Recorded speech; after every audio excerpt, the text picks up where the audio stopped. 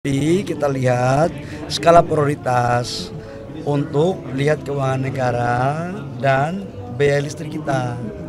Jadi PLTU saya lihat masih salah satu hal yang harus kita pertimbangkan karena dia kan biayanya kan cuma 5 sen, 6 sen. Kalau kita pakai energi baru terbarukan kan di atas 10 sen. Bahkan selisihnya kalau kita pakai antara batu bara dan gas, selisih per 1 gigawatt per tahun 5-6 triliun. Jadi 5-6 triliun ini siapa yang menanggung? Negara subsidi lagi atau rakyat membebani rakyat? Ya saya kan harus berpikir mendahulukan kepentingan rakyat dong. Amerika aja keluar dari Paris Agreement, masa kita harus dipaksa-paksa terus? Tapi kita setuju loh untuk memakai energi baru terbarukan dengan cara tetap PLTU, tapi kita blending dengan gas, kemudian matahari, dan atau kita lagi mendesain untuk menangkap carbon capture-nya sehingga batu baranya itu batu bara bersih. Nanti secara bertahap akan tetap dilakukan ya Pak, pensiun Pasti dini PLTU. pensiun dini pasti ada waktunya untuk pensiun. Sekarang kan 600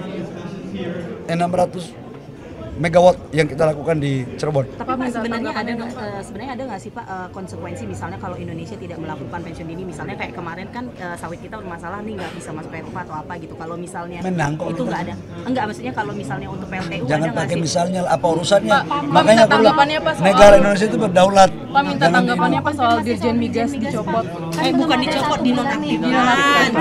Kan Dinonaktifkan oleh Bapak.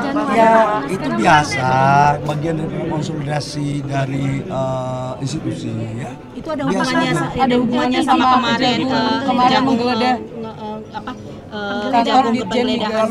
Kalau kemarin kan saya yang dapat informasi penggeledahan itu kan terkait dengan impor crude ya 2018 sampai 2023. Ya udah itu persoalan pergantian urusan tapi nonaktif benar internal. Nonaktif benar ya Pak. Gara-gara LPG kemarin Pak. Gara-gara Karena sesungguhnya saya sudah terlambat, harusnya jam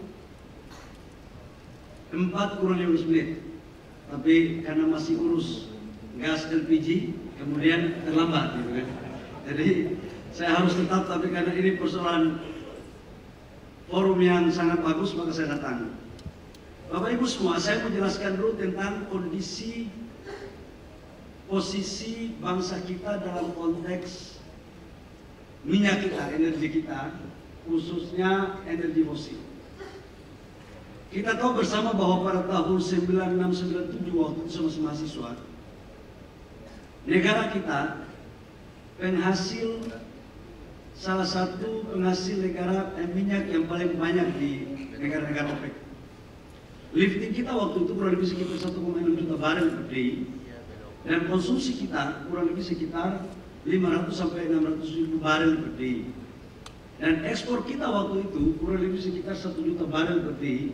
Dan total pendapatan negara kita tahun 96-97 40 sampai 50% itu bersumber dari oil and gas. Kemudian reformasi, seiring waktu berjalan, banyak perubahan-perubahan yang kita lakukan, termasuk rekomendasi IMF. Ketika kita mau dibantu waktu itu, dokternya ini IMF. Dokter ini agak salah-salah juga Bang Hatip. Nah ini saya membuktikan dokter yang salah ini. Dia suruh kita untuk merubah undang-undang migas. Apa yang terjadi? Tren lifting kita pasca 96-97 itu menurun terus. Kemudian sampai dengan 2008 kita agak naik sedikit karena kita dapat Banyu Urip sampai dengan 2016. Kemudian apa yang terjadi Bapak Ibu semua, lifting kita sekarang tidak lebih dari 600 ribu barel per day. Konsumsi kita sekarang 1.500 sampai 1.600 barel per day. Jadi kondisi tahun 96-97 itu berbalik sekarang. Makanya impor kita sekarang 1 juta barel per day. Karena kita hanya kapasitas kita 600 ribu barel. Kapal SKK Migas rambutnya udah nggak bisa tumbuh sekarang karena lagi mikir tentang bagaimana menaikkan lifting minyak tiap hari. Ini kondisi kita. Kemudian saya cek, kebetulan saya baru jadi Menteri ESDM beberapa bulan dan background saya tidak pernah di minyak. Tapi saya mengecek apa sih masalah, masa sih nggak bisa. Nah, setelah kita dalami Bapak Ibu semua, ternyata potensi sumur kita itu ada kurang lebih sekitar 44.000 lebih, 44.300 sumur yang ada di Indonesia. Dari 44.000 itu kurang lebih itu yang berfungsi hanya kurang lebih sekitar 16.000 lebih. Itu yang berfungsi.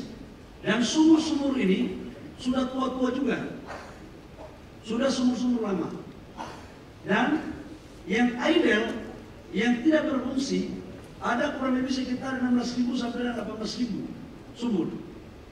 Dan dari situ kita cek lagi sumur yang masih bisa dioperasikan, yang masih bisa digarap, itu ada kurang lebih sekitar 7.000 sampai 8.000 sumur. Nah kemudian saya cek lagi, apalagi ini masalah. Saya biasa dulu waktu jadi pengusaha kan suka membuat masalah dan mencari masalah. Karena dalam bisnis itu setiap ada masalah ada peluang.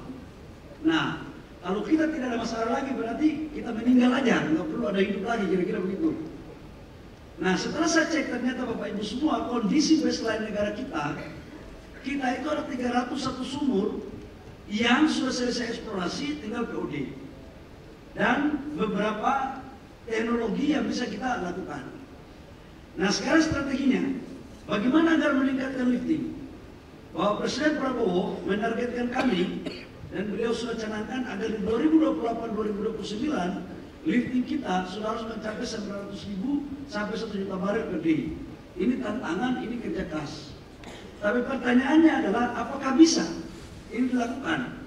Ternyata Bapak Ibu semua, minyak kita ini masih banyak, khususnya di Rokan. Kemarin saya baru pulang dari Rokan, tapi minyaknya di bawah itu bagaimana caranya untuk menaikkan. Nah kita melakukan intervensi dengan teknologi. Salah satu teknologi yang kita dorong adalah EOR dan beberapa metodologi pengeboran yang selama ini kan kita bor itu vertikal. Di Amerika itu dari 3.500.000 sekarang menjadi 13 juta barel per day. Itu dengan memakai teknik pengeboran horizontal. Dan sekarang kita akan pakai di beberapa wilayah-wilayah kerja kita di Indonesia.